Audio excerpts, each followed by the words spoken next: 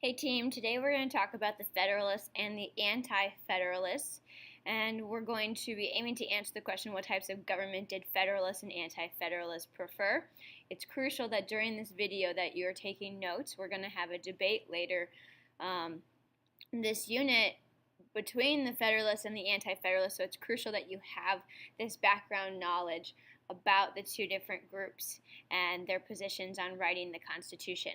So, throughout this video, as you're taking notes, feel free to pause the video, rewind it, and pause it again so that you can make sure you're going at your own pace and getting all of the information. I suggest maybe when I go to a new slide, pausing the video and then writing down what the slide says, and then playing the video and listening to what I explain is on that slide.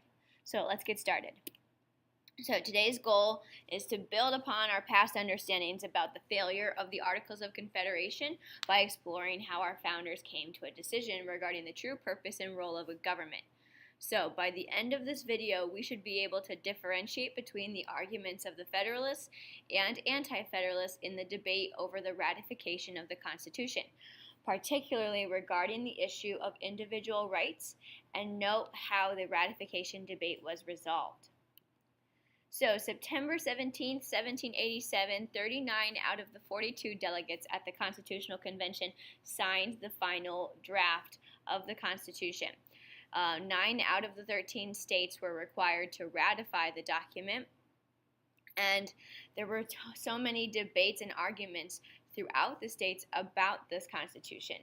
There were 3 people who did not sign the Constitution because they wanted a Bill of Rights: Edmund Randolph, George Mason, and Elbridge Gerry. He said that the Bill of Rights too he wanted, but he was a very staunch old man who undermined his position of principle by packing his opposition into one voting district. So a debate broke out in newspapers across New York with more than 80 essays called the Federalist Papers. So the Federalists, they were educated, wealthy merchants and lawyers. They were city folk. They were mostly from the coastal regions of the colonies. The Federalists favored the Constitution. The group of the Federalists were led by many of the founders of the country and the colonies, and they wanted a national bank and they wanted a strong national government. So these wealthy merchants, bankers, lawyers consisted of people like James Madison, Alexander Hamilton, and John Jay.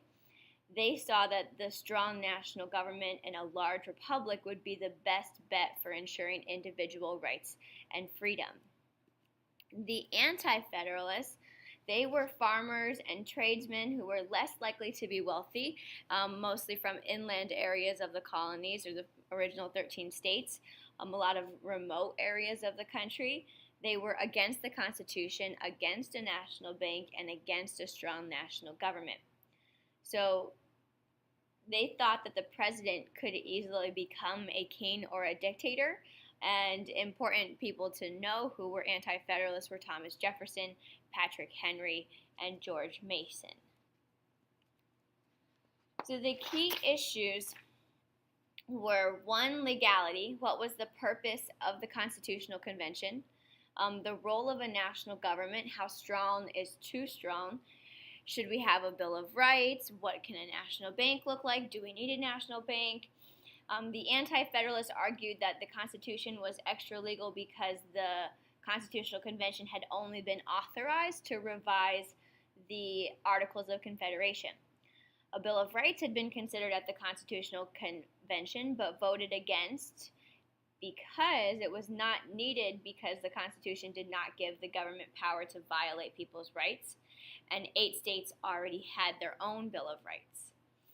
Hamilton, who was a Federalist, versus Thomas Jefferson, who was an Anti-Federalist, they had this huge debate about what to do with war debt and how to pay it off, the need for a national currency, and also something like a national bank to stimulate the country's economy.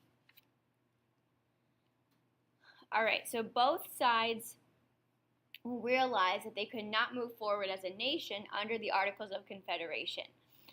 They supported a representative form of government and sought to protect individual liberties. But the two sides differed as to what level should protect individual liberties. So, we have these two different perspectives.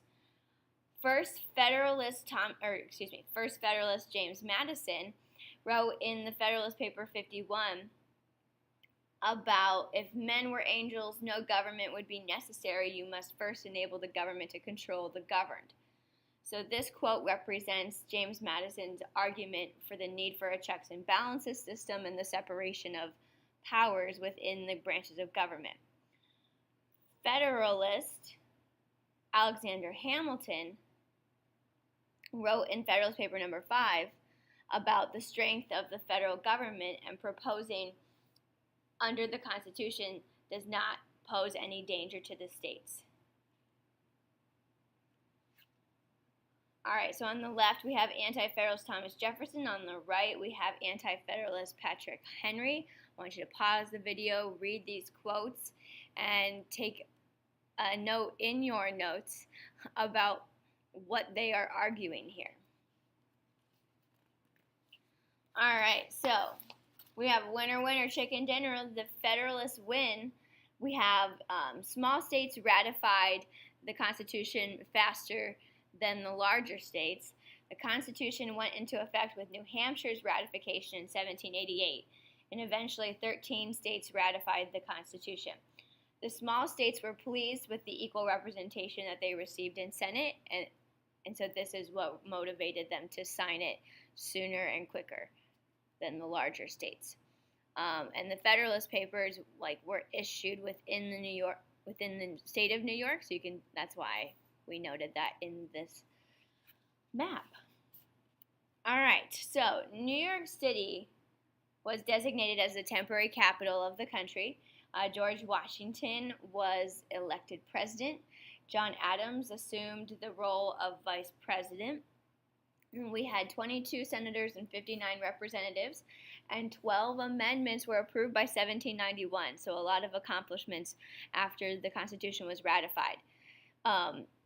John Adams was the second highest receiver of votes to get the position of vice president, and it's important to note that the Anti-Federalists did not get their Bill of Rights.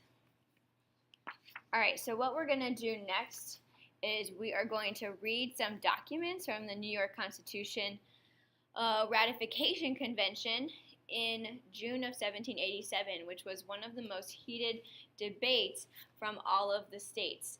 So myself or the substitute will pass out a handout with two different documents, one from the Federalist position, one from the Anti-Federalist position, and there is a graphic organizer on the back of the position, of the documents, and so make sure that you fill in the graphic organizer based on your reading.